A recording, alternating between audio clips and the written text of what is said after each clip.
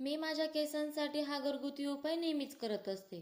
केस गळतायत, 100 रुपये करूनही फरक नाही, मग हाच उपाय शेवटचा ठरू शकतो. तुम्ही बघू शकता आधीच्या फोटोमध्ये केस किती ड्राय होते आणि हा आहे हेअर वॉश नंतरचा फोटो. आणि हे एकदम सिंपल आहे बनवायला. एक कांदा घ्या, त्याचा किसून रस काढा व ते गाळून घ्या. त्यात खोबरे तेल किंवा तुम्ही वापरता ते तेल 1 चमचा घ्या आणि ते व्यवस्थित मिक्स करून घ्या. ते असं दिसलं पाहिजे. हे केसांच्या मुळाशी लावून घ्या आणि 2 मिनिट मसाज करा.